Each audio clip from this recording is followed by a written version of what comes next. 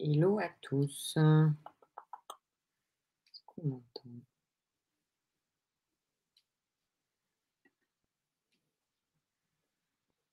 Pareil.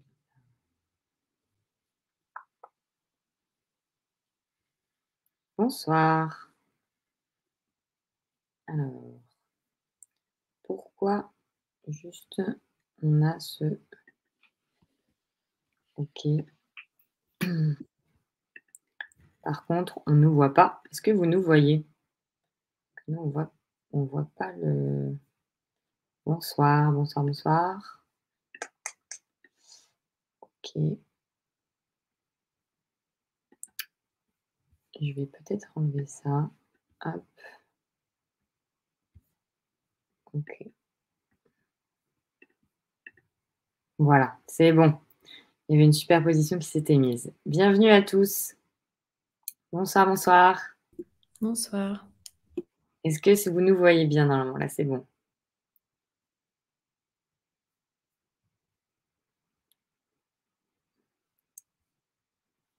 Hop. On va attendre quelques minutes pour que tout le monde se connecte.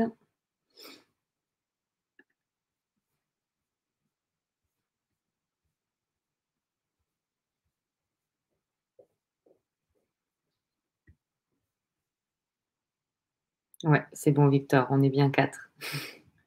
C'est normal. OK. Bon, je ne sais pas si vous savez pourquoi on se voit ce soir, pourquoi on est ici ce soir. On est ici pour, célébrer la journée de la reconversion après, plusieurs événements qu'on a fait sur campus toute la journée. Jessica, je crois que tu étais à un event aussi aujourd'hui? Ouais, j'ai fait, réunion d'information sur le campus de Bordeaux et réunion d'information pour le campus de Nantes aujourd'hui. Cool. OK. Bon, bah, on va y aller. Touc, j'attends peut-être on attend encore quelques minutes. Attendre 18:05.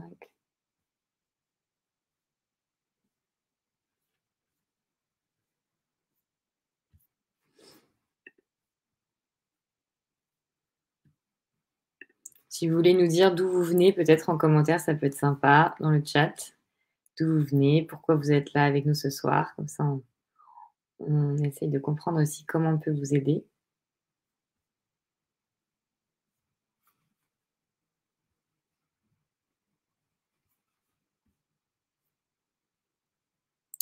OK, je viens de la Réunion. Cool, tu nous amènes le soleil. OK, bon, bah, allons-y et puis, je pense que d'autres personnes se connecteront, durant l'event. Du coup, bah, nous, on est super contents de vous avoir ce soir avec nous pour ce live. Donc, comme je disais, c'est à l'occasion de cette journée de la reconversion qu'on fait ce live. Donc vraiment, l'objectif, c'est de faire une FAQ, pour répondre à toutes vos questions, sur, le sujet de la reconversion. Donc j'ai le plaisir d'avoir, Jessica avec moi, notre directrice régionale à la Wildco School, Nicolas, un alumni de la Wildco School, donc qui travaille maintenant chez Welcome to Jungle, et Alison, aussi, une alumni de la Wildco School qui travaille maintenant chez Swipe. Donc, moi, juste pour me présenter rapidement, je m'appelle Joséphine, je travaille à la WAL depuis bientôt 3 ans et je m'occupe de la partie événementielle à la Wildco School. Donc on aime bien faire ce type de live pour vraiment répondre à toutes vos questions. Donc l'objectif, vraiment, je vais laisser la parole à Jessica, Nicolas et Alison, pour se présenter. Mais avant, juste pour vous dire, l'event est enregistré, donc vous aurez accès sur, notre chaîne Twitch après au replay si vous voulez. Et puis vraiment, l'objectif, c'est répondre à toutes vos questions. Donc, hésitez pas à nous poser toutes vos questions. Moi, je vais les afficher, pour que, bah, nos 3 intervenants puissent vraiment y répondre au fur et à mesure. Mais du coup, nous, on n'a pas forcément préparé, un event de A à Z. L'objectif, c'est vous vraiment qui nous posez toutes vos questions. On est là pour ça pendant 1 heure, donc profitez-en. Est-ce que peut-être, Alison, tu veux commencer par nous expliquer, rapidement ton parcours? OK, alors rapidement, je vais faire vraiment de mon mieux parce que c'était tellement une aventure que je pense que je peux en parler pendant 1 heure et demie. Bah, du coup, moi, je m'appelle Alison aujourd'hui. Quand je vous parle, j'ai 33 ans et à la base, j'ai fait plein de choses avant d'être dev, mais j'ai surtout passé 8 ans en tant que secrétaire médicale. Donc moi, j'ai fait beaucoup d'administratif, plutôt dans le médical, donc absolument rien à voir. Je ne suis pas du tout issue d'une famille ni dans l'informatique, ni dans la tech, ni ingénieur. Je pense que avec mon bac, j'étais la plus diplômée de ma famille. Et moi, je voulais faire du social à la base. Donc vraiment, j'avais aucune prédisposition. Et en fait, je me suis reconvertie, entre autres, parce que j'ai fait un burn-out en 2015. Et tous les gens qui ont travaillé avec le public sauront que c'est très dur de travailler avec du public. On ne parle pas assez de la pénibilité psychologique, la violence, etc. Et donc, il a fallu que je fasse autre chose, mais je savais pas quoi faire. J'avais qu'un bac littéraire en poche, pas les finances ni le temps de faire 3, 4, 5 ans d'études. Et en fait, je suis tombée, il faudrait que vous le refassiez d'ailleurs, la Wild, je vous le dis, sur un reportage télé sur la Wild Code School. C'était dans le 12-45 de M6 en début d'année. Et en fait, je tombe sur ce reportage et je dis à mon chéri qui voulait se reconvertir: «Oh, regarde, c'est trop bien, tu devrais trop faire ça, ça devrait trop te plaire, ça a l'air génial.» Et il m'a dit: «Toi, tu devrais faire ça.» C'est comme ça que je suis devenue dev. Je suis pas une passionnée qui était, on va dire, poussée à faire autre chose plus jeune comme d'autres. J'étais pas une dev contrariée. Je savais juste pas que ce métier existait et je savais juste pas qu'en tant que femme, je pouvais y avoir ma place. Donc après avoir rigolé un moment à cette phrase, j'ai fini par réfléchir et par me dire: «Bah oui, c'est vrai, en fait, pourquoi je le ferais pas?» Et en fait, pour rentrer à la Wild, il fallait faire un petit parcours de sélection qui était, super bien pour moi parce que ça m'a montré que je pouvais apprendre toute seule, ça m'a montré le HTML, le CSS et ça m'a donné le sentiment d'être la reine du monde. J'avais l'impression de pouvoir gérer le monde, hacker Facebook, la NASA et tout. C'était incroyable. Bon, je suis un peu redescendue, je vous cache pas, mais j'ai toujours ce plaisir tous les jours. Et donc voilà. Et moi, c'est comme ça que je suis arrivée dans le dev. Donc c'est un peu vraiment par hasard. Et en même temps, ça a été la plus belle rencontre de ma vie parce que voilà, maintenant ça fait 4 ans et j'apprends encore toujours des tonnes de trucs. J'ai changé 4 fois d'entreprise, dans 4 domaines différents, 4 types de boîtes différentes, 4 types de conditions de travail différentes, 4 salaires différents. Enfin, voilà, c'était totalement improbable. Et voilà. Et donc moi, le dev a totalement changé ma vie, la reconversion aussi. Et voilà. Et je suis convaincue que quand on travaille, en fait, ça finit toujours par payer. C'est difficile parfois, voire même très dur. On doute, et surtout dans ce métier-là, dans les métiers un peu techniques, on se demande parfois: «Mais qu'est-ce qu'on fout là? Et qu'est-ce qu'on a foutu? Pourquoi on fait ça?» Et en fait, je vous jure, les victoires sont tellement, prennent tellement le pas que c'est assez incroyable. Voilà, je ne sais pas si c'était assez rapide. Super, j'adore Alison. Donc, on va dire, petits tips pour les personnes qui nous écoutent. Ouvrez les yeux, allumez la télé et allumez aussi, ouvrez Mais les yeux ailleurs. Mais en fait, tout mon parcours, ça a été ça. C'est-à-dire que je n'ai rien prévu à l'avance et rien ne s'est passé comme un parcours classique parce que j'ai ouvert mes yeux et mes oreilles et que je me suis laissée aller un peu à l'aventure. Alors évidemment, sans prendre trop de risques non plus. Évidemment, j'ai pas mis en danger ma famille, etc. Mais c'était des risques un peu contrôlés, mais des risques quand même. Et en fait, il y a beaucoup de choses à faire, beaucoup de possibilités, beaucoup d'opportunités.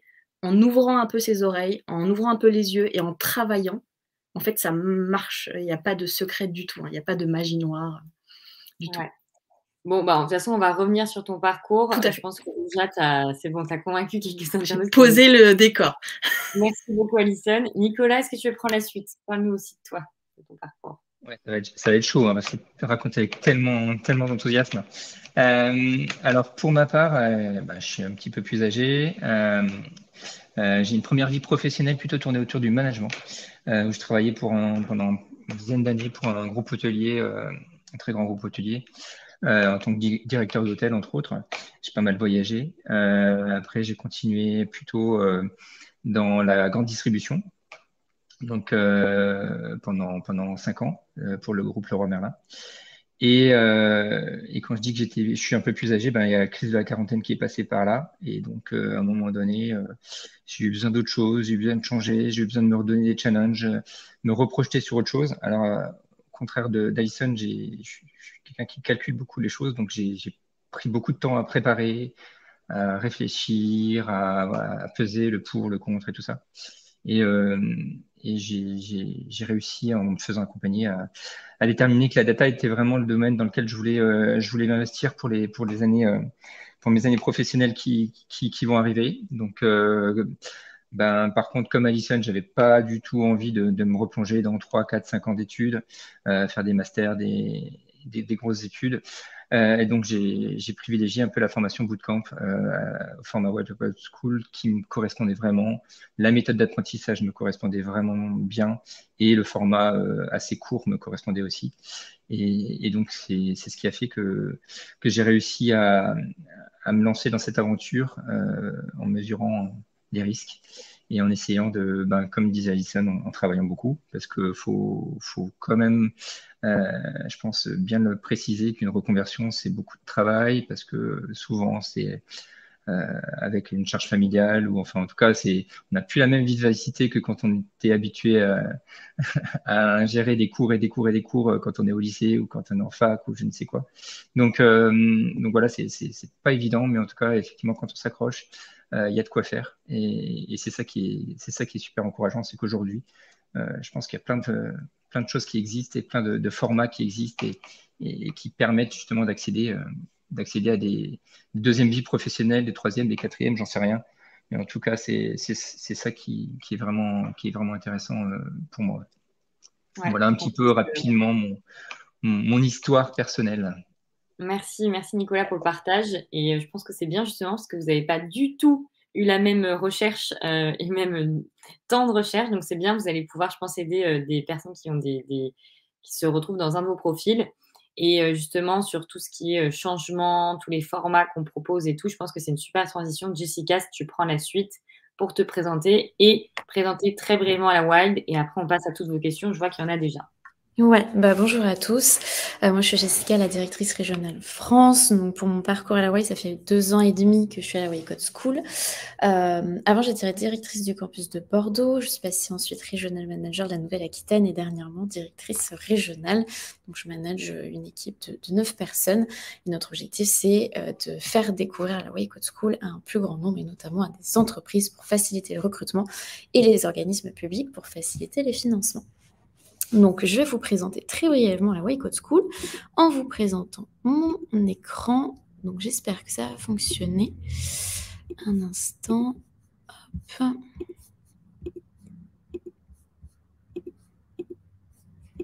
Hop. Alors, est-ce que vous voyez tous bien mon écran? Parce que moi, je ne vous vois plus. Ouais, on te voit. Par contre, des fois, c'est un peu saccadé avec ta voix. Je ne sais pas si c'est de mon côté. Peut-être que tu peux enlever ta caméra. Comme ça, on entend Ok. bien. Alors, attendez. Je vais enlever ma caméra. Je suis navrée. Hop. Là. Est-ce que c'est mieux? Ouais, c'est tout bon. Nickel. Donc, pour vous parler un petit peu de la Wild Code School, on a une petite singularité chez nous. À la Wild Code School, on code et on analyse de la donnée en chaussettes ou en chaussons. Pas de chaussures à la Wild Code School. Pourquoi? Parce qu'en fait, c'est un petit rituel entre nous qui nous unit tous. On part du principe que quand les pieds sont libres, l'esprit l'est aussi. On fait comme si on était à la maison, on se met à l'aise, assez confortable et en même temps, il faut le dire aussi, ça contribue un petit peu à l'égalité homme-femme. Fini les talons, dans les métiers de la tech, on est tous à la cool. Donc sur chaque campus, à chaque fois, il y a des petits casiers pour pouvoir mettre vos chaussures. Pour parler plus en détail de la Wild, donc on est un organisme de formation et de montée en compétences qui a été créé en 2014 par Anna Stepanov, qui est partie d'un constat très simple. Globalement, il y a beaucoup de besoins sur des profils tech dans les entreprises et il y a pas mal de personnes qui sont plus forcément épanouies dans leur métier actuel, qui ont d'autres aspirations professionnelles et refaire 3 à 5 ans d'études, comme l'a dit Nicolas et Edison. Voilà, quand on a une vie de famille ou des crédits immobiliers ou autres, c'est pas toujours très simple. Donc, elle a décidé de faire des formations très intensives dans 4 domaines de formation: le développement web et mobile, la data IA, l'infrastructure et la cybersécurité, et enfin le produit et design. Donc, depuis 2014, on a formé plus de 5000 professionnels de la tech dans toute la France. On a 82% d'insertion professionnelle au niveau national et plus de 1000 entreprises partenaires avec qui on noue des partenariats et on collabore sur le recrutement, sur la pédagogie et également sur l'événementiel. Donc, on a un réseau de campus physiques en France. Donc, on a 14 campus en France, dont un en remote. Donc, comme vous pouvez le voir, on est plutôt bien répartis dans toute la France. Et c'est un peu aussi la force de la WILE parce que je pense que Nicolas et Alison, pour vous le dire, la WILE, c'est une grande famille. On a un réseau social interne qui s'appelle Slack où vous pouvez discuter avec tous les alumni, tous les élèves actuellement en formation et le staff et bénéficier aussi des petits conseils sur les écosystèmes tech locaux. Pour rentrer plus dans le vif du sujet, au niveau des parcours de formation, donc pour vous aider et valider votre choix de réorientation, on propose 3 cours préparatoires gratuits d'une dizaine d'heures en web design, en développement web et en data analyse, vous permettant de tester à votre rythme du coup ces différents métiers et voir si concrètement c'est des métiers qui peuvent vous plaire. Une fois que dans votre tête, c'est à peu près validé, du coup, la Why Code School propose 4 domaines de formation pour de la reconversion professionnelle où il n'y a pas forcément besoin de prérequis à l'entrée. Donc concrètement, on a une formation en web design de 5 mois, une formation en développement web de 5 mois, une formation de data analyst également sur 5 mois et technicien système et réseau, c'est sur 1 an en alternance avec un rythme de 3 semaines d'entreprise, 1 semaine en formation. Pour les formations de 5 mois, possibilité de faire 4 mois de stage à la suite et ensuite soit de trouver un emploi en CDI, soit de se spécialiser en alternance, donc UX/UI, développeur mobile, administrateur cybersécurité, data engineer et data scientist qui sont toutes les 5 des formations de spécialisation en alternance sur 1 an. Même rythme, 3 semaines d'entreprise, 1 semaine en formation avec 2 types de contrats, soit contrat d'apprentissage, soit contrat de professionnalisation, parce qu'on est centre CFA. Donc ça, c'est au niveau des formations. On pourra rééchanger un petit peu sur les formations si vous le souhaitez par la suite. Au niveau de l'insertion professionnelle, donc comme je disais, on a plus de 1000 entreprises partenaires, donc ça peut être des startups, donc sociétés innovantes, ça peut être des grands groupes, des PME ou encore des ESN, entreprises spécialisées dans le domaine du numérique. Et au niveau de nos élèves actuellement en formation et nos wilders, comme vous pouvez voir avec Nicolas et Alison, ils ont des parcours très différents, mais ils ont une même passion, c'est les métiers de la tech. Et tous nos wilders sont très motivés, très investis, on est tous dans le même bateau, on n'est pas en compétition, on est là vraiment pour se tirer vers le haut. Généralement, c'est une moyenne d'âge à peu près de 32 ans. On a souvent des personnes qui souhaitent faire un nouveau départ et faire une reconversion à 360, des étudiants ou des élèves qui font un cursus universitaire et qui finalement n'ont pas envie de faire 5 ans d'études et font 5 mois de formation, 1 année d'alternance pour avoir un niveau Bac+3/4 qui est reconnu par l'État. Ça peut être également des entrepreneurs qui souhaitent monter en compétences pour monter leur business ou encore des salariés qui souhaitent avoir une corde à leur arc ou une nouvelle casquette pour monter en compétences. Je vous ai mis également ici notre site internet pour candidater si vous le souhaitez. On a 3 étapes de candidature. L'entretien de motivation avec notre responsable pédagogique pour un petit peu apprendre à vous connaître. Un petit exercice technique qu'on appelle un Tech Challenge qui est accessible à toutes les personnes qui n'ont jamais fait du dev, de la data, du web design pour nos formations de 5 mois. Et ensuite, un échange avec le formateur pour voir un petit peu votre exercice et échanger sur le métier en général. On pourra bien entendu en reparler par la suite durant ce live. Et je vous ai mis également le contact pour en savoir plus sur les admissions. Et surtout, n'hésitez pas à rejoindre le groupe Meetup de la Why Code School où on fait pas mal d'initiations tech gratuites. Là, on a un bon nombre au mois de novembre. Donc, ça peut vous permettre aussi de faciliter votre choix de réorientation. Voilà, j'espère avoir pas trop monopolisé la parole et je vais laisser du coup mes collègues reprendre la suite. Merci Jessica. Peut-être tu peux partager les slides dans le chat, comme ça tout le monde aura le lien. Du coup, on va revenir de toute façon sur les différents éléments, je pense, en fonction de vos questions. Donc là, vous avez vu, Alison et Nicolas, c'est vraiment des spécialistes, on va dire. Enfin, ils ont fait les formations dev et data. J'ai vu que dans vos commentaires, il y a des personnes aussi qui étaient intéressées sur la cyber notamment, peut-être des personnes sur le web design. N'hésitez pas, on peut y répondre aussi. Peut-être qu'Alison et Nicolas, vous aurez aussi un avis dessus. Et je vous propose qu'on commence tout de suite par répondre à quelques questions. Donc, il y avait une question notamment pour toi, Nicolas. Donc, je vais la mettre en avant sur la partie sur, bien sûr, ça c'est une question qui revient souvent, donc je l'affiche. Est-ce que vous la voyez? Hop. Nicolas, est-ce que dans tes recherches d'emploi après ta formation, tu as eu droit à des hésitations de la part de certains employeurs en raison de ton âge? Absolument pas. Absolument pas, parce que moi personnellement, en tout cas, je le vis comme ça et j'utilise comme ça. Pour moi, c'est une force, en fait, mon âge. Euh, les équipes tech et souvent start-up sont assez jeunes et les managers sont assez friands d'avoir justement des personnes un peu plus âgées avec de l'expérience. Certes, je suis junior en data, mais je suis quand même plutôt senior en termes d'expérience professionnelle, prise de recul, autonomie, capacité à prendre des décisions. Et ça, c'est hyper valorisé en fait. Et ça permet justement d'avoir des profils un peu différents dans des équipes. Et je pense que c'est très recherché. Donc, ça m'a absolument pas été dit ou reproché. Donc, vraiment, je pense que c'est vraiment un atout aujourd'hui dans ce milieu-là. Ouais, pour le coup, nous, on est complètement raccord avec ce que tu dis, Nicolas, parce qu'en fait, on a beaucoup d'élèves, donc on va dire la moyenne d'âge à la White School, c'est 32 ans. Et du coup, vraiment, on a un panel entre 18 ans et 55 ans. Donc, voilà, il est très large. Et l'objectif, c'est avant tout, et on le dit, on fait beaucoup d'événements aussi avec des entreprises. Je pense que Jessica, tu vas avoir un avis là-dessus. Mais on fait énormément d'événements avec des entreprises partenaires qui nous expliquent qu'en fait, c'est un avantage d'avoir une expérience avant. Il faut savoir la valoriser. Donc, c'est juste de savoir comment vous allez en parler, en fait, en entretien et de valoriser. Et comme disait Nicolas, c'est une partie aussi sur les soft skills. Vous allez être beaucoup plus développé là-dessus et vous allez avoir une vraie expérience par rapport à des personnes qui sortent potentiellement d'études. Voilà.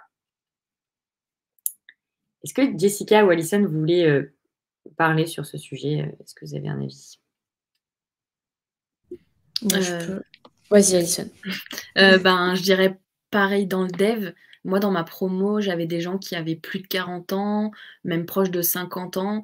Ça n'a jamais été un sujet, l'âge, en réalité, parce que la tech, c'est un domaine tellement ouvert, autant sur votre passif que sur votre âge, que sur votre physique. Enfin voilà, moi j'ai rencontré des CTO, des directeurs techniques qui sont en short, en tongs et qui te tutoient et qui sont comme ça, les pieds sur le bureau en fait. Donc il n'y a pas de, l'âge n'est pas forcément un sujet. Je pense qu'après c'est comme dans tous les secteurs, il y a des bons et des moins bons, des gens qui discriminent et d'autres pas.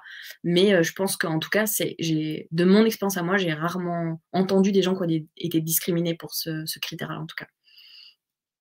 Ouais, je suis tout à fait d'accord. Pour être en relation avec les entreprises, ils ne cherchent pas des profils jeunes qui sortent tout juste des études. C'est pas du tout ça. Ils cherchent une maturité professionnelle avec une capacité à être sérieux, organisé, à bien comprendre les enjeux stratégiques d'une entreprise. Et effectivement, dans l'univers de la tech, l'âge n'est pas du tout un frein. L'âge, c'est un chiffre, c'est pas du tout ce qui correspond dans la réalité.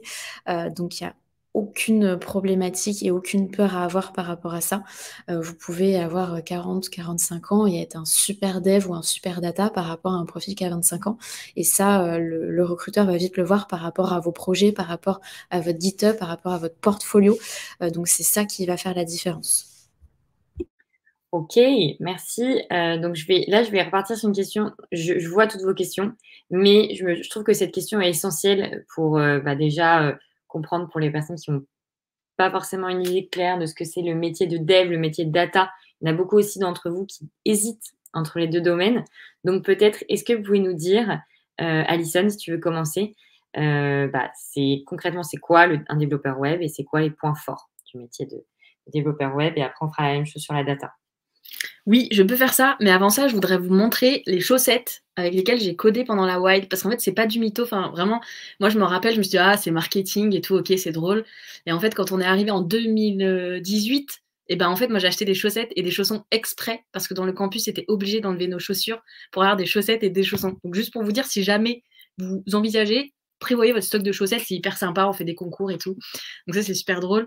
Et je les ai gardées en plus, donc à chaque fois quand j'y pense, je me dis, ah, mes petites chaussettes de Noël, ça va être la période en plus, donc ça va être cool.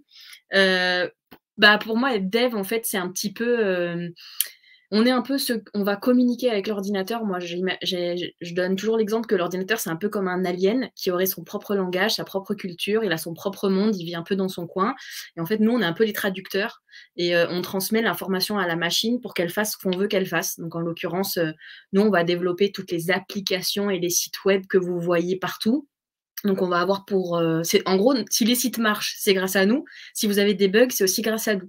Voilà, en gros, c'est nous qui avons construit ça. Et en fait, notre travail au quotidien, ça va être de faire en sorte que ça fonctionne, ça va être faire en sorte d'améliorer l'existant, d'ajouter des fonctionnalités. On est aussi garant de la qualité de ce qu'on fait parce que en tant que traducteur, tout le monde n'a pas ce langage et donc il faut qu'on fasse attention à ce qu'on fait. On a de grosses responsabilités et on travaille avec plein de gens. On croit qu'à tort, les développeurs sont très asocial, qu'on bosse dans des caves et qu'on sort pas. Alors perso, moi j'avoue, ça me gênerait pas de bosser dans une cave et de pas sortir, mais je suis en contact au quotidien, j'ai jamais fait autant de réunions et j'ai jamais autant parlé avec des gens que depuis que je suis dev. Ça, c'est quelque chose qu'on ne sait pas beaucoup. Et donc voilà. Donc nous, en gros, on communique à la machine, on est un peu les artisans. Si on prenait l'analogie avec la construction de maisons, nous, on est un peu les maçons, les électriciens, etc. On se charge d'appliquer les plans qui ont été faits par les architectes et qui sont du coup on va dire les chefs de produits, et puis les designers qui sont du coup un petit peu les architectes d'intérieur qui nous disent quelle couleur mettre sur les murs, etc. Donc voilà, nous on réalise les plans qui nous ont été donnés, donc on construit les outils informatiques et sur le web en l'occurrence pour moi. Ok, merci. Je pense que tu as un fan dans le chat, puisque tu as quelqu'un qui dit que Swile fonctionne si bien, c'est Alison, donc voilà. Ouais, merci. Merci pour la petite anecdote des chaussettes. Nicolas, est-ce que tu veux prendre la suite pour du coup sur la data? Yes. Alors, moi, la data, je l'utilisais déjà avant dans mes métiers précédents, finalement. Enfin, c'est quelque chose que j'ai toujours une affinité avec. Et en fait, j'ai toujours considéré ça comme une aide. C'est un support, c'est quelque chose qui me permet d'éclairer mes décisions en tant que manager ou en tant que CEO, CTO, enfin voilà. Et donc, du coup, pour moi, la data est très transverse, de plus en plus d'ailleurs. Plus la boîte est grande, plus c'est le cas en tout cas, et très transverse pour comment on apporte des données avant un projet. Donc typiquement, avant de mettre en dev, il y a des PM qui font des discoveries et qui nous demandent un petit peu, voilà, est-ce que ça vaut le coup d'investir, j'en sais rien, 1 mois, 2 mois, 3 mois de dev. Est-ce qu'il y a un vrai marché? Est-ce qu'il y a un vrai besoin? Enfin voilà, toute une partie statistique post-dev. Et puis aussi, après avoir développé une feature, en tout cas, sur le principe, on la laisse pas comme ça et puis on passe à la prochaine. L'idée, c'est de voir un petit peu comment elle vit.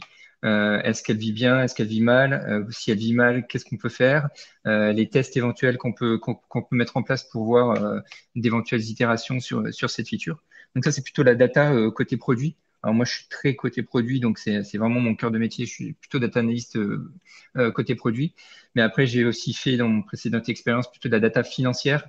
Donc comment, voilà, on essaye un petit peu de mettre en valeur certains chiffres, de comprendre les utilisations, de comprendre voilà, les saisonnalités, de comprendre un petit peu, de comprendre tout ça. Donc la data, c'est quelque chose d'assez large qui peut être sur le produit, sur du marketing, sur de la banque, sur de l'assurance. Enfin voilà, donc c'est vraiment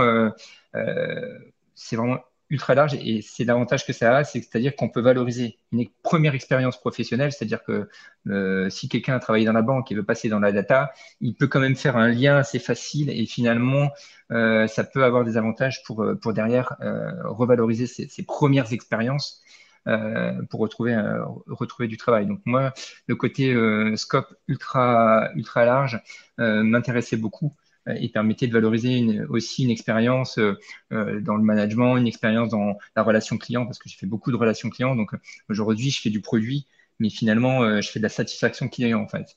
Et ce que j'ai toujours fait, ce que je fais depuis 15 ans, en fait, c'est de la satisfaction client. C'est comment mon client, il a une expérience qui est positive.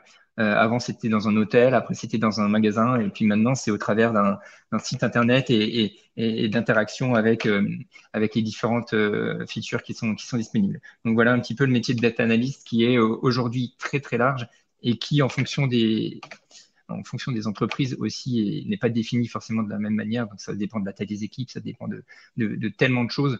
C'est assez compliqué finalement de donner une définition ultra précise. Voilà, je pense que en dev, c'est peut-être un petit peu plus facile, mais en data, c'est vrai que ça reste des métiers assez jeunes et qui sont encore, voilà, en fonction de l'entreprise, vécus et utilisés d'une manière différente, quoi. Ok, merci à tous les deux. Et effectivement, ce qui est intéressant aussi, c'est si vous avez envie, en fait, ce qui est intéressant, ce que disait Nicolas, c'est peu importe dans quel secteur vous voulez aller ou dans quelle fonction, la data ou le dev, vous allez pouvoir la faire à la fois dans la santé, dans la food. Enfin, il y a plein de secteurs et tout type d'entreprises qui vont chercher ça. Donc, c'est aussi important pour vous de vous dire, vous avez un panel, en fait, vous avez vraiment un large choix d'entreprises qui s'ouvrent et de portes. Donc, après, ce sera à vous de choisir. Et ça permet aussi de découvrir des différents domaines et secteurs. Peut-être rapidement pour dire sur le dev, la data, moi souvent quand j'explique un peu à des personnes qui sont intéressées par la wild, la différence entre dev et data, dev ça va être vraiment la personne, après vous me dites si je me trompe, mais dev ça va être vraiment la personne plutôt dans la création, la partie, il faut être quand même créatif pour être un dev, les devs sont créatifs, les devs vont être dans la production aussi, vont beaucoup travailler en équipe, un dev ne travaille jamais tout seul. Par contre, la data va être beaucoup plus dans les chiffres. Donc, il faut quand même avoir une appétence pour les chiffres pour faire de la data. Et aussi, va vraiment accompagner, comme dit Nicolas, la croissance de l'entreprise. Donc, que ce soit au niveau du CEO, que ce soit au niveau d'une équipe produit, d'une équipe data plus spécialisée ou autre, dans tous les cas, vous allez vraiment vulgariser la donnée pour le reste de l'entreprise qui ne la comprend pas forcément. Voilà, donc une partie plutôt production, contenu, travail d'équipe et aussi aimer apprendre des langues sur le dev parce que le langage JavaScript ou PHP, c'est une nouvelle langue. Et Nicolas, plutôt côté data, plutôt aimer quand même les chiffres et aimer vulgariser, on va dire, la donnée pour d'autres équipes. Ok. Alors, il y a beaucoup de questions. Peut-être, si on va prendre une question, hop. Il y avait une question pour Alison. Je la mets. Alison, comment as-tu trouvé une entreprise sans avoir d'expérience au préalable dans le dev? Ça n'a pas été un trop gros frein. Comment ont réagi les entreprises auxquelles tu postulais? Alors, je vais revenir, c'est mon parcours un peu atypique, ce qui n'est pas du tout un exemple particulier, mais qui est ce que moi j'ai vécu. Moi, j'ai choisi de faire un stage en premier à la sortie de la Wild. Je trouvais ça plus cohérent et ça me faisait moins flipper, pour être très honnête, parce que le statut un peu de stagiaire était un peu plus protecteur que de tout de suite être en poste. Et moi, j'ai eu une première expérience qui a été un peu un échec, parce que je suis restée 48 heures dans mon premier stage, parce que je pense que je ne l'ai pas du tout bien choisi. J'ai pas été du tout moi-même, je me suis survendue, j'avais un peu le melon. Je pensais que j'étais trop la reine du game, mais en fait, j'étais la reine de que dalle. Donc du coup, ça m'a bien rappelé la vie, mais j'ai trouvé un autre stage. Donc c'est pour ça, on rebondit toujours et on peut toujours... Il y a toujours une raison. Et en fait, le stage que j'ai trouvé, si tu veux, ça correspondait bien parce que c'était une start-up qui débutait. Ils étaient 3 fondateurs, il n'y avait qu'un seul développeur et le seul développeur qui était là avait une soif de transmettre et était tellement pédagogue que moi, j'y ai vu l'opportunité d'apprendre plus que d'avoir des perspectives. C'était la seule boîte qui m'a dit on ne te promet rien, on ne te promet pas de CDI à la fin, on n'a pas d'argent. Et en fait, je suis restée 1 an et demi avec eux et au final, c'est devenu ma start-up puisque je suis devenue associée dans cette boîte. Donc, j'ai pris des parts et c'est devenu ma boîte. Donc, en fait, le départ, c'était compliqué, c'est vrai, parce qu'en fait, quand tu postules, idéalement, tout le monde veut le développeur avec 5 ans d'expérience qu'on va payer 3 cacahuètes, sauf que ça n'existe pas. Et donc, nous, quand on arrive sur le marché, on propose autre chose. On a notre personnalité, quand on est reconverti. Aujourd'hui, avec mes 4 ans d'expérience, si je postule aux mêmes offres que quelqu'un qui sort de formation, il y a fort à parier que pour le même salaire, je passe devant parce que j'ai plus de compétences. Par contre, il y a un impondérable qui est la personnalité. Et quand on se reconvertit, qu'on débute, il faut miser sur cette personnalité-là parce que les compétences, ça s'apprend. Moi, je peux vous apprendre à coder si vous voulez, mais je ne vous apprendrai pas à être un collègue sympa, à être team player, à vouloir être avec vos collègues, à savoir communiquer. Tout ça, je ne pourrais pas. Donc, en fait, ça a été difficile et pas vraiment parce qu'en fait, il y a beaucoup de places il y a de la place pour tout le monde, mais il y a aussi beaucoup d'offres et il y a aussi beaucoup de candidats.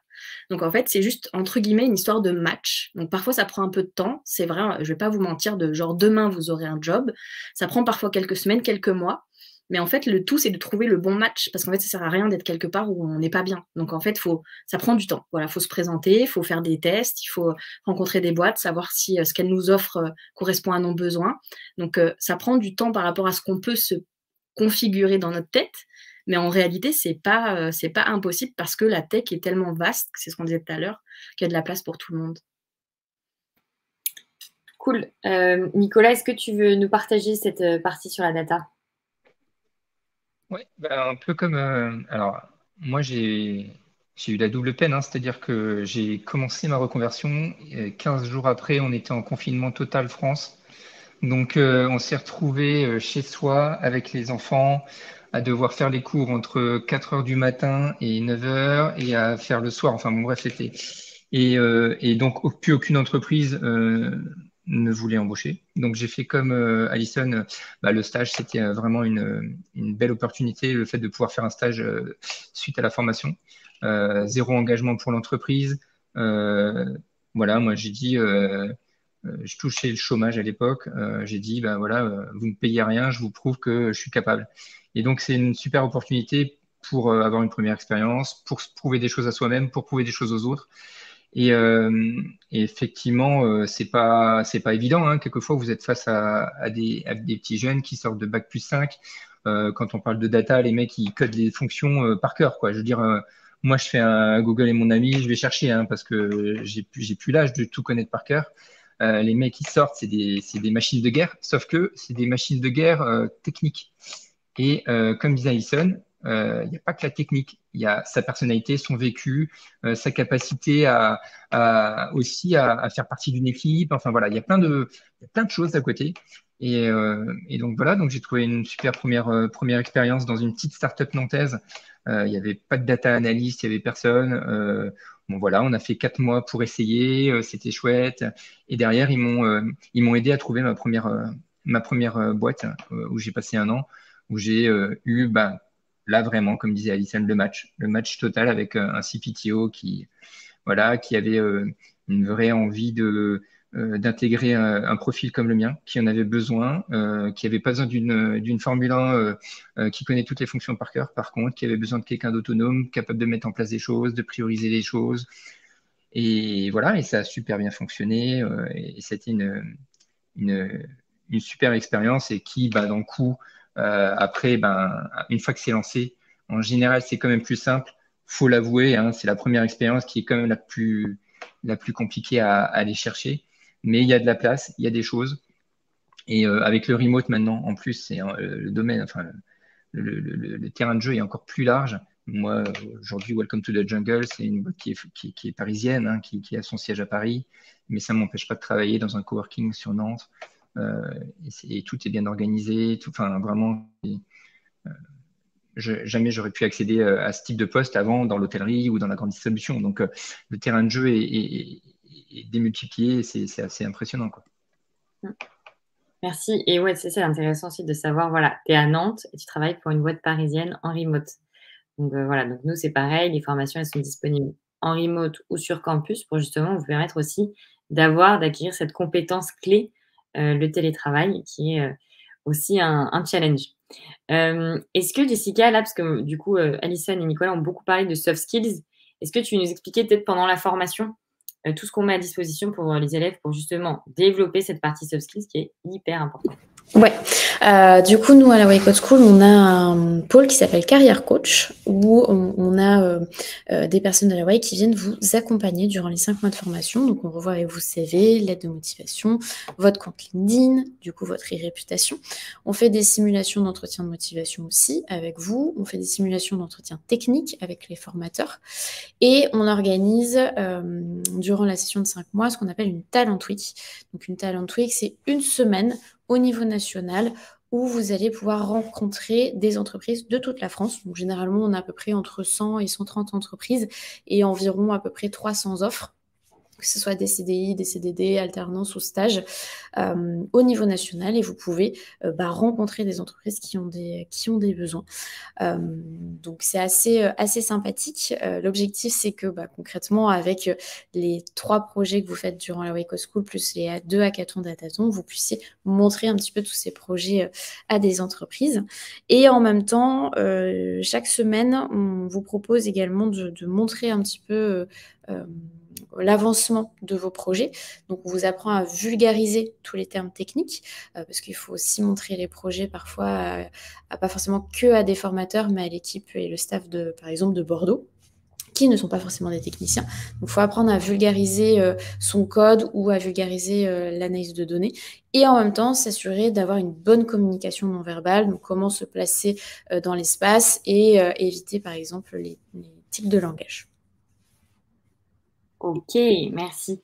Donc, n'hésitez pas si vous avez d'autres questions sur les soft skills, mais en tout cas, ça, c'est ce qu'on propose. Et effectivement, vous avez 3 projets pendant la formation. Et ça aussi, en fait, vous allez travailler avec vos collègues, mais aussi avec des entreprises partenaires via le hackathon.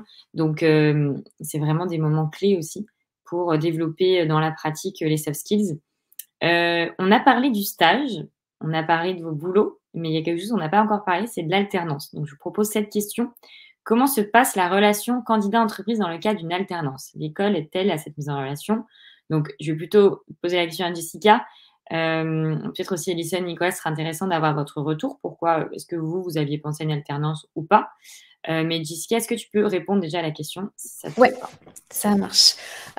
Donc en fait, concrètement, on vous accompagne à trouver une entreprise. L'objectif, c'est pas de tout vous apporter sur un plateau d'argent non plus, mais effectivement, on est des entreprises partenaires qui connaissent bien la Way Code School, qui connaissent bien notre pédagogie, qui ont déjà recruté généralement des wilders, et qui nous appellent en disant voilà, est-ce que vous avez des profils qui seraient intéressés pour l'alternance? Donc là, effectivement, on a une plateforme qui s'appelle Wilder & Co, qui est notre job board en interne, où concrètement on publie toutes les offres, en plus de notre réseau social interne Slack. Et effectivement, on essaie de faire matcher les offres des entreprises quand on les reçoit avec les élèves qui sont intéressés pour l'alternance, par exemple. En plus de ce qu'on fait à la Talent Week et de l'accompagnement personnalisé sur vos CV, lettres de motivation et votre projet professionnel. Ok. Et donc ça, effectivement, l'alternance, on a de plus en plus, là, je vois des questions qui passent sur notamment le format. Donc, toutes nos formations débutants sont des formations bootcamp à temps plein. D'accord? Donc, soit de 3 mois, là, on vient de lancer une formation dev de 3 mois qu'on lance uniquement en remote et à Paris. On l'a lancé lundi, je ne sais pas si vous avez suivi un peu la com. Mais voilà, sinon, c'est des formations de 5 mois. Ok? Donc, c'est des formations à temps plein. Donc, Jenny, par exemple, non, c'est pas possible de faire la formation le soir. Pourquoi? Parce que vraiment, c'est intensif. Comme le disait Nicolas, honnêtement, quand vous commencez sur un nouveau secteur, un nouveau domaine comme ça, honnêtement, de faire ça que le soir ou quoi, enfin, on a testé dans le passé, ça peut marcher, mais c'est très intensif, honnêtement. Et mieux vaut se consacrer un temps dédié pour ça. On essaye de le faire le plus rapidement possible, en vous permettant vraiment d'être opérationnel à la fin de la formation. L'idée, c'est pas de vous vendre du rêve non plus. Donc voilà, aujourd'hui, on propose des formats de 3-5 mois. Sur les formations bootcamp, et du coup, je le rappelle parce qu'il y avait aussi des questions là-dessus, il n'y a pas de prérequis sur les formations débutants, c'est des formations débutants. L'objectif, on s'adresse à des personnes qui sont en reconversion, donc on ne va pas vous mettre des barrières à l'entrée. Par contre, après, dans un temps 2, donc on vous propose des formations de spécialisation qui, là, sont toutes en alternance. Donc là, c'est avec le parcours, sur la slide parcours de formation que vous a montré Jessica tout à l'heure. Mais en gros, pourquoi on a préparé, on a montré ça aussi, c'est parce que on a des formations de bootcamp, super. Et en fait, on va aussi vouloir répondre à tous vos besoins. Donc, il y a des personnes comme Lisa, Nicolas, qui veulent directement aller sur le marché du travail avec un stage, parce que c'est plus facile de rentrer progressivement sur le marché du travail. Des personnes qui trouvent un CDI directement. Et il y a d'autres personnes aussi qui décident de se spécialiser, aller plus loin dans la formation, soit en se spécialisant sur le même domaine. Donc, on a des formations dev web avancé, data scientist, data engineer, UX UI designer et AIS, donc sur analyse cybersécurité. Ou pour avoir une double casquette. Par exemple, vous hésitiez entre le dev et la data. Là, vous n'avez plus besoin d'hésiter. Vous commencez par le bootcamp dev et après, vous continuez avec une formation data engineer. Voilà pour ça. Est-ce que vous voulez nous partager peut-être votre avis sur l'alternance, Alison, Nicolas?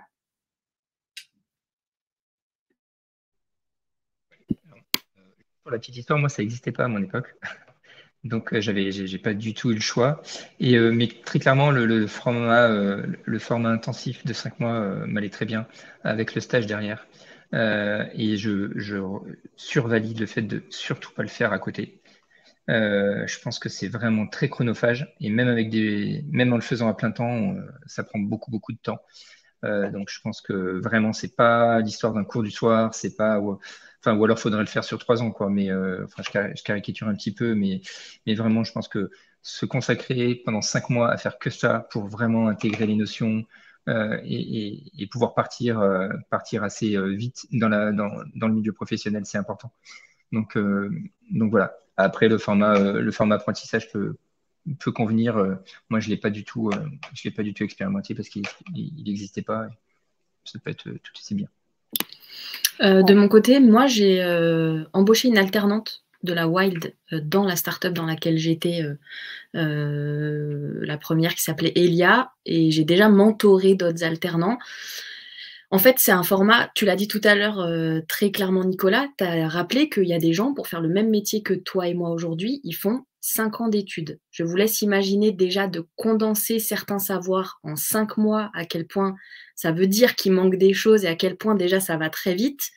En fait, c'est vraiment un métier, je pense qu'on ne peut pas s'en rendre compte tant qu'on n'est pas dedans. Le tien comme le mien, c'est très particulier, c'est très éloigné de tout plein de métiers qu'on nous apprend à l'école. Même la façon d'apprendre est complètement différente. Donc, il ne faut pas imaginer que c'est un truc dans lequel on va, on sort de là, bim, ça y est, on est prêt, on est frais. Non, non, non, en fait, vous avez... potentiellement, vous démarrez avec un niveau négatif. Vous sortez de la promo, vous avez un niveau à 0, en fait, quasiment. Et en fait, le monde professionnel va venir vous apporter le niveau positif qui va évoluer tout le long de votre carrière. Donc en fait, vraiment, l'alternance c'est hyper bien parce que vous êtes tout de suite immergé dans le milieu pro. Donc c'est super cool parce que quand tu sors de formation et que tu connais pas le milieu professionnel, ça peut faire mal au début parce que tu t'attends pas du tout à ça et en fait tu ne peux pas être prêt à ce qui va se passer de toute façon. Donc oui, l'alternance c'est une bonne alternative et le programme est plutôt hyper complet et assez cohérent avec ce que les boîtes ont besoin. Donc en tout cas, nous, ça a été notre cas et on a apprécié le programme qui était là et ça rendait compétent dans le sens où elle a acquis des compétences qui lui ont permis d'être active sur un vrai projet dans une vraie boîte. Ok, merci Alison. Je pense que là, c'est super ce que tu viens de dire sur notamment l'accompagnement et la communauté de Wilder. Donc voilà, Alison et Nicolas sont là aujourd'hui après quelques années à avoir fait la Wild. Donc voilà, l'objectif aussi, c'est que on continue tous à échanger et à pouvoir s'apporter aussi des clés pour le reste. Donc il y a un accompagnement avant, pendant et après la formation. Et c'est top parce que aussi nos anciens élèves deviennent des vrais ambassadeurs et parlent mieux de la Wild que nous. Est-ce que peut-être vous pouvez nous parler un peu de l'avant? On va reprendre un petit peu avant, parce que j'ai des questions quand même sur les bilans de compétences, etc. Vous, comment ça s'est passé sur cette partie? Est-ce que vous vous êtes jeté vraiment direct dedans? Est-ce que donc vous êtes, Nicolas, je sais que tu es passé, tu as plus réfléchi. Comment ça a été quoi un peu votre cheminement avant de rejoindre la Wild? Et ça a été quoi? Est-ce que vous avez eu un déclic? Nicolas, est-ce que tu veux y aller?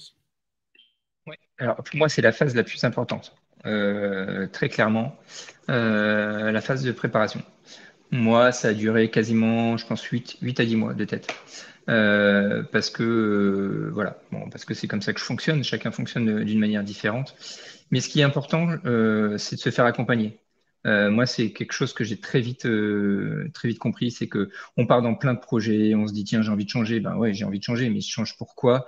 Enfin, qu'est-ce qui se passe? C'est quoi le... Et c'est très compliqué, en fait. On se rend vite compte que c'est très compliqué de se décider. Donc voilà, je me suis fait accompagner. J'ai pas fait de bilan de compétences. Je sais que c'est pas mal à la mode. Par contre, ça coûte de l'argent et moi, je trouvais que c'était un peu démesuré en termes de coûts. Du coup, il faut savoir qu'il existe plein d'organismes, entre autres régionales ou sur des villes ou machin. À l'époque, ça s'appelait le FAFI pour ma part. Je sais plus, ça a changé de nom, je crois, mais bon voilà. Il y avait avec des réunions collectives plus un accompagnement individuel.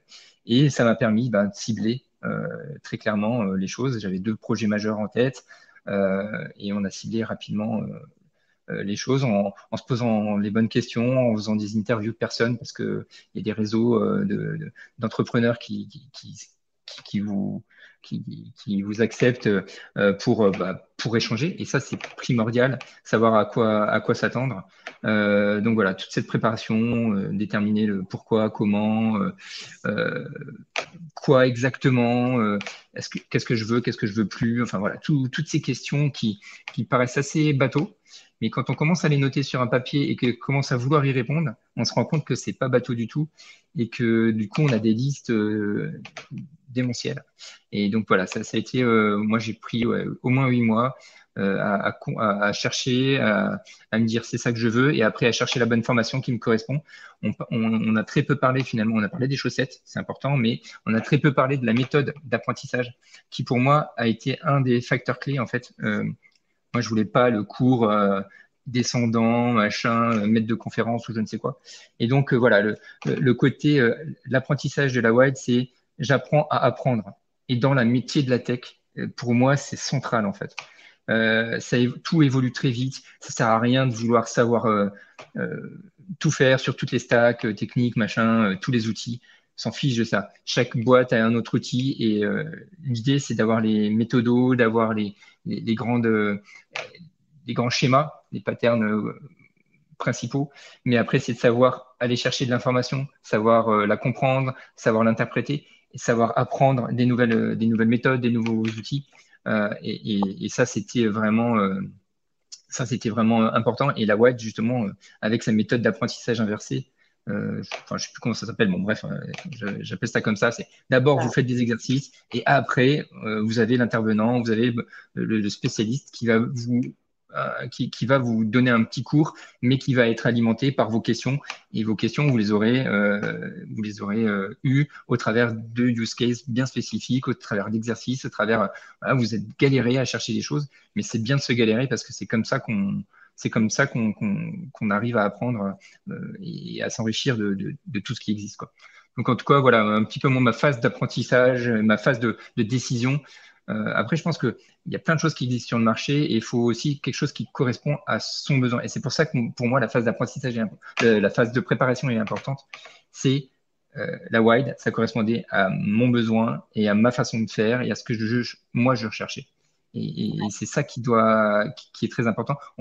Je pense pour avoir eu l'expérience au sein de mon campus, on peut être, si on n'a pas appréhendé cette notion-là, on peut avoir des mauvaises surprises. Si on s'attend à avoir un prof qui vous donne des cours et qui après vous dit faites l'exercice 1, 2, 3, 4, c'est mort. C'est pas comme ça que ça fonctionne, mais il faut en avoir conscience. Je pense que c'est important quand même de l'entendre. Carrément. Bah, effectivement, enfin, de toute façon, là, sur le dev, la data, enfin, nous, en fait, on vous vend quelque chose de concret. On vend la pratique du concret. Donc, il n'y a pas de théorique, c'est pas comme ça. Enfin, moi, en ce moment, j'apprends l'italien.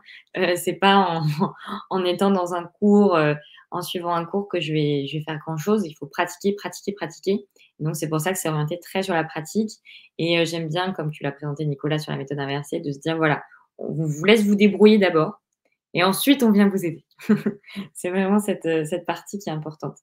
Est-ce que je voyais, Jessica, que tu voulais parler de la méthode pédagogique, donc je sais aussi qu'Alison, j'aimerais bien avoir ton retour sur ton cheminement, mais comme on est sur la méthode pédagogique, est-ce que Jessica, tu veux nous en parler un peu?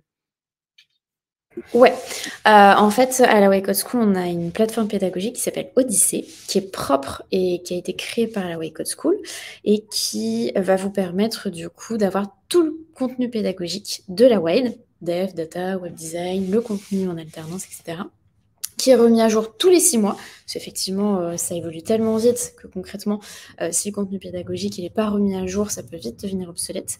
Et ce contenu, vous l'allez avoir à vie, jusqu'à votre retraite.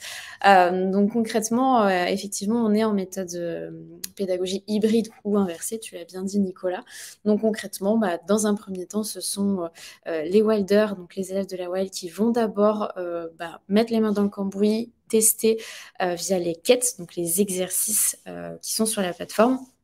Et ensuite, le formateur qui va solutionner si vraiment l'élève rencontre des difficultés. L'objectif, c'est dans un premier temps de chercher la solution soit sur Internet, soit sur notre plateforme pédagogique, d'échanger avec ses camarades, parce que concrètement, quand on arrive à expliquer à son camarade la solution, bah, ça nous montre aussi qu'on l'a bien compris, concrètement. Et après, bien entendu, il y a le formateur l'après-midi qui vient apporter des compléments d'information. Donc, c'est ce qui est vraiment calqué concrètement à ce qui se passe en entreprise. Quand vous êtes en entreprise et que vous avez votre patron qui vous dit bah, dans 3 semaines, tu dois me faire ce projet, et que quand on se rend compte, quand on est bloqué, on va pas voir toutes les 15 minutes son patron. On va d'abord essayer de chercher le problème, de chercher une solution via Internet, via ses collègues, et ensuite, vraiment, on demande la solution à son patron si vraiment on n'y arrive pas. Donc concrètement, c'est calqué vraiment à ce qui se passe en entreprise, notre pédagogie. Okay. Merci Jessica. Alison, est-ce que tu veux nous faire un peu ton retour sur, du coup, pour le coup, toi, ton tout chemin qui t'a amené à la Wild? Enfin, tu nous as parlé de M6 et tout, clairement, mais voilà, ça a été quoi tes moments de doute? On sait que quand même, nous, vraiment, c'est ça aussi. La reconversion, c'est un ascenseur émotionnel. Avant et même pendant la formation, c'est un ascenseur émotionnel. Donc, explique-nous, comment t'es passé, sur quelle étape, par quelle étape tu es passé avant de rejoindre la Wild? De manière très imagée, pour moi, la reconversion dans le dev en tout cas, et pour ma part, ça a été comme si on prenait quelqu'un, on le met au Japon, il ne connaît ni la culture, ni la langue, il ne sait pas lire le langage, il n'a pas d'argent, il connaît personne et il doit survivre. C'est ça la reconversion. Donc c'est long, ça prend du temps, c'est dur, c'est beau, on apprend beaucoup de choses. Mais oui, c'est une tannée parfois et on apprend toujours. Et moi, au bout de 4 ans, il y a encore des choses que je ne connais pas, que je ne sais pas, que j'apprends, avec lesquelles j'essaie de composer. Et moi, ma réflexion, elle a été différente évidemment de celle de Nicolas, mais parce que j'étais dans une situation de détresse psychologique, c'est-à-dire qu'il fallait que je ne pouvais plus exercer le métier que je faisais, c'était plus possible. La seule chose que je voulais, c'était un métier qui n'était pas en contact avec du public, parce que j'étais trop traumatisée de mon expérience passée. Et donc, travailler avec l'ordinateur me convenait très bien. Donc moi, c'était mon seul critère de départ. Et je suis quelqu'un de bosseur, donc je savais très bien que je ferais tout ce qu'il faut pour travailler dur. Et donc, j'avais conscience que ça marcherait parce que je ne cherchais pas une vocation. J'ai pas une vision du travail comme ça. Donc, moi, je prends, entre guillemets, ce qui vient et ce qui m'intéresse et on verra plus tard. Donc, moi, c'était vraiment, j'ai fait des exercices sur Open Classroom où j'ai découvert le HTML, CSS. J'ai fait sur FranciOI de l'algorithmie en Python. Et ça m'a juste éclaté. Et je me suis dit, il y a des gars payés pour faire ça. Vraiment, je veux faire ça. Ça a été, entre guillemets, aussi simple que ça. Après, ça a été beaucoup plus compliqué parce qu'effectivement, on reprend l'analogie du Japon, j'arrive dans un milieu, je connais rien, je comprends pas. Et au bout d'un mois, je me suis dit, mais qu'est-ce que je fous là? J'ai vraiment abandonné un CDI de 8 ans pour faire ça, mais parce qu'on repart de zéro. Il faut juste avoir conscience de ça aussi. C'est qu'on réapprend tout. C'est pire que le CP, en fait. C'est que vraiment, vous réapprenez tout, ça n'a rien à voir. La pédagogie n'est pas celle qu'on vous apprend à apprendre depuis toujours. Et en fait, il n'y a pas de par cœur. Moi, en tout cas, dans mon métier, ça ne marche pas comme ça. C'est de la pratique de la pratique. Et donc, oui, la Wild, on vous jette un peu dans le bassin. Vous essayez de faire ce que vous pouvez. Et ensuite, on vient vous dire, tiens, regarde, essaye cette bouée-là, elle sera plus adaptée. Mais voilà. Mais effectivement, moi, au début, ça a été le choc de me dire, comment ça se fait que je pose une question à mon prof et il me dit, va chercher sur Internet. J'ai pas payé pour ça, mais parce que la façon dont on nous apprend depuis toujours, c'est ça. C'est on vous donne le savoir, vous l'apprenez par cœur et c'est terminé. Malheureusement, les métiers dont on parle aujourd'hui, ça ne marche pas comme ça, du tout.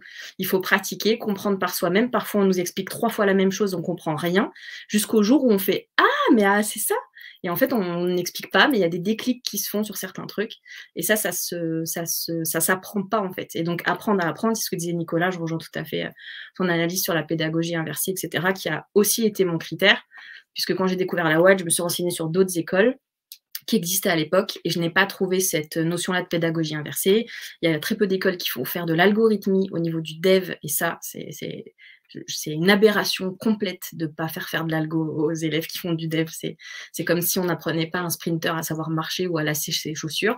Enfin voilà. Donc moi, j'ai aimé ça chez la Wild parce que et les projets, dont le 3e projet qui est un projet pro avec une vraie entreprise qui du coup n'est pas la même que tous les wilders de France. Et donc quand on postule, eh ben, on a une différence au niveau de ce projet-là. On peut dire qu'on a bossé avec une boîte, qu'on sait ce que c'est le rapport avec le client, les difficultés que ça peut être aussi, on va pas se mentir. Et donc toutes ces raisons-là m'ont poussé moi à choisir la wild et m'ont amené du coup dans le milieu pro. Merci Alison. Et je pense qu'il est important aussi, donc c'est comme vous le disiez Alison, Nicolas, mais aussi Jessica. En fait, il y a plein de chemins différents qui vont vous amener à vous reconvertir, vous amener à choisir la White Coat School ou une autre école et à vous amener aussi à choisir votre poste plus tard. Mais dans tous les cas, vraiment, ce qu'il faut retenir aussi, c'est l'accompagnement. Vous n'êtes pas tout seul. On peut se sentir seul des fois, on peut avoir des doutes dans la reconversion, vous n'êtes pas tout seul. Nous, on essaye de vous apporter un maximum de ressources avant votre formation. Là, le live Twitch ce soir, ça sert à ça. Mais on a aussi énormément d'autres ressources, des cours prépa, des tech workshops, tout ça, c'est des initiations gratuites. Donc, profitez-en. Des guides métiers pour comprendre c'est quoi les missions, le rôle, les outils sur chaque métier. On a aussi un guide du financement pour la partie financement. Et après, vraiment, candidater sur notre site internet, comme disait Jessica, en fait, c'est sans engagement. Vraiment, c'est une inscription en ligne et vous allez être directement en contact avec notre responsable d'admission. Et donc, il va vous aider. L'objectif, c'est qu'il réponde à toutes vos questions sur la WAL, qu'il vous aide aussi dans la montée de votre dossier de financement. Donc, n'hésitez pas. On est là pour vous accompagner vraiment durant ces phases. Et si vous voulez, à côté de ça, faire un bilan de compétences, c'est aussi faisable et c'est aussi possible. On a des partenariats aussi avec des bilans de compétences. Donc, n'hésitez pas. Voilà. Bon, je vois ça fait déjà 1 heure qu'on est en ligne. Donc, peut-être une dernière, un petit dernier mot pour tout le monde. Et du coup, j'affiche la question de Philippe. Quels conseils pouvez-vous donner en plus pour bien commencer dans la data analyst ou évoluer dans ces métiers techniques? Donc, peut-être pour le mot de la fin, est-ce que vous avez, petit mot de la fin, choix au libre, très libre, et puis aussi peut-être un dernier conseil pour les personnes qui nous écoutent. Jessica, est-ce que tu veux commencer? Oui, pardon, désolée, j'ai essayé de répondre au chat. Pour bien commencer la data analyse, concrètement, faut commencer à savoir coder un petit peu en Python. Donc, il faut regarder un petit peu, commencer à faire notre code préparatoire gratuit d'une dizaine d'heures, déjà, pour bien s'initier. Essayer de regarder Python, du coup, et effectivement, je voyais Francis, oui, c'est toujours un plus avant de candidater pour avoir des bases. Ensuite, ne pas avoir peur vraiment d'échanger avec ses collègues. Il n'y a aucune question bête vraiment durant la formation.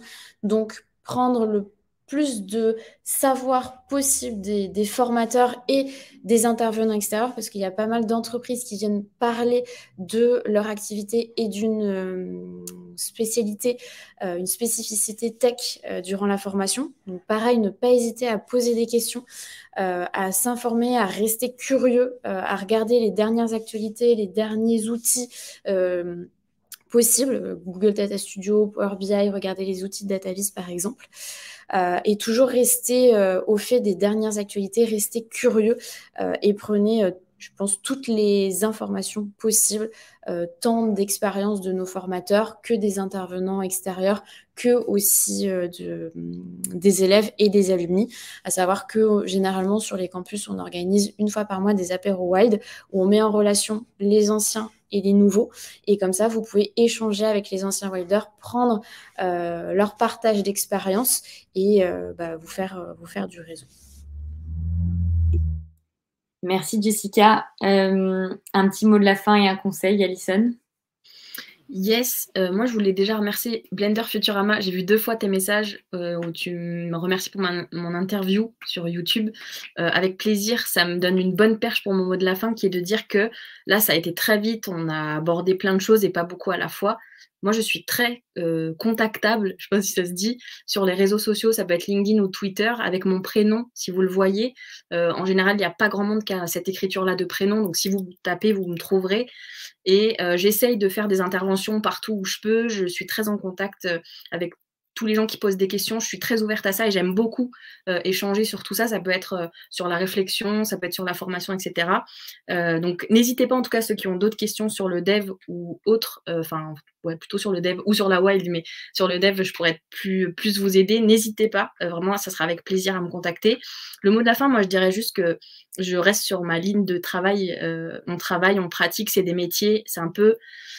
Il y en a qui parlent d'artisanat, je trouve que c'est un peu ça. Ce qui fait un bon charpentier, c'est pas les écoles qu'il a fait. Merci VS 798.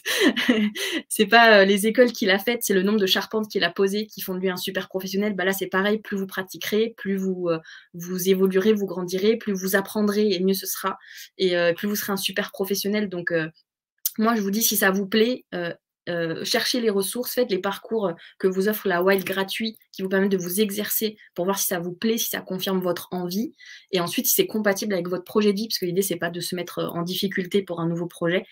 Honnêtement, foncez parce que les métiers de la tech, il y a du travail, c'est des portes ouvertes sur plein d'autres choses derrière. Vous savez pas, mais tous ces métiers sont liés. Si moi demain je veux faire de la data, ma compétence de dev elle sera un plus et Nicolas demain il veut faire du dev, sa compétence en data sera un plus dans sa reconversion dans le dev. Et pareil dans le design, et ça sera un avantage pour elle aussi. Donc, en fait, voilà, c'est tout s'imbrique. C'est des métiers techniques sur lesquels toutes les compétences sont bonnes à prendre. Donc, honnêtement, foncez si ça vous plaît. Il y a plein de choses à apprendre. Faites-le de manière raisonnée comme Nicolas, très réfléchie, pas comme moi, un peu trop faux-folle. Mais en vrai, il y a de quoi faire si vous travaillez, que vous vous donnez les moyens. Il y a vraiment de quoi faire des belles carrières et vraiment s'épanouir. Merci Alison. Et du coup, Nicolas, merci aussi. Ton mot de la fin, un petit conseil. Petit mot de la fin. J'ai vu passer pas mal de. J'ai essayé de lire un peu des trucs. On n'a pas trop parlé, mais vous prenez pas la tête à toutes les stacks techniques, tous les outils, tous les machins. Exercez-vous, profitez. Il y a plein de ressources sur Internet, sur la web. Essayez des choses et allez-y parce que franchement, c'est accessible. Il n'y a pas des prérequis de dingue. J'ai vu quelqu'un qui notait, ouais, il y a beaucoup d'annonces avec Bac+5. Non, mais ils mettent Bac+5 par défaut. Il y en a qui mettent 10 ans d'expérience dans certains langages qui existent que depuis 5 ans. Donc, à un moment donné, c'est juste pas possible. Donc, vous prenez pas la tête avec ça. Et il y a du boulot. C'est pas facile. Moi, je veux juste, voilà, c'est pas simple. C'est pas, vous allez arriver sur le marché du travail et vous allez gagner 60K et tout le monde doit vous vouloir. C'est pas ça la vie. Mais par contre, il y a du boulot. Il y a plein de choses super intéressantes. Il y a plein de domaines. Et ça, c'est passionnant parce que d'un coup, on peut valoriser aussi beaucoup son expérience. Enfin, son expérience et son envie. C'est-à-dire que moi, j'ai envie de travailler dans le produit. Aujourd'hui, je travaille dans une entreprise que j'aime beaucoup. Demain, si je travaille dans la banque, je pourrais travailler dans la banque, dans le médical. Enfin voilà, donc je trouve que c'est hyper riche, c'est hyper large et ça c'est passionnant et on rencontre tellement de gens, tellement de cas différents. Enfin, c'est hyper riche. Moi, j'ai fait 3 boîtes entre mon stage, ma première boîte et aujourd'hui, et c'est jamais la même chose. C'est jamais les mêmes problématiques, c'est jamais les mêmes méthodes, c'est jamais les mêmes outils. Mais c'est pas grave, c'est ça qui est passionnant. Donc, si ça vous attire, essayez pour être sûr, pour valider, parce que c'est important. On se lance pas dans une reconversion ou dans un changement de vie trop n'importe comment. Mais en tout cas, il y a tellement de solutions pour essayer. Et sentez-vous les maîtres du monde en faisant 3 lignes de Python, c'est génial. En faisant tourner 2-3 trucs sur Python, vous allez voir, c'est cool. Et après, allez faire une formation, apprenez les choses et vous allez voir, vous en avez pour un paquet d'années sans vous ennuyer. Et c'est ça qui est chouette. Et moi aujourd'hui, comme je vous disais au début, je peux me reprojeter sur les 20 prochaines années assez facilement sans me dire ça va être chaud quoi d'arriver jusqu'à la fin. Et ben non, parce que d'un coup, il y a tellement de possibilités qui s'offrent à moi. Donc voilà, c'était mon mot de la fin et j'espère que chacun aura le courage de passer ce cap parce que c'est passionnant, c'est génial. Merci beaucoup Nicolas. Moi, ce que je retiens de ce live aussi, c'est à quel point vous êtes enthousiaste un mardi à 19h pour parler de votre taf et de la WELL et tout. Donc, c'est ça aussi qui est beau. On n'est pas tous passionnés par son travail. Par contre, on trouve un sens et c'est ça qui est important. Donc, merci à tous d'avoir suivi ce live. J'ai vu cette question à quand les futurs avec Lina. Il y en a plein. Allez-y, on a des événements à la Wild. C'est gratuit, profitez-en. Merci beaucoup à tous. Et aussi, suivez notre chaîne Twitch. On fait des événements. On essaye d'en faire tous les mois. Donc, n'hésitez pas à suivre les prochains. Merci beaucoup, Alison, Nicolas, Jessica. C'était super de vous avoir ce soir. Et puis, à bientôt. Merci beaucoup. Bonne soirée. Bonne soirée. Salut.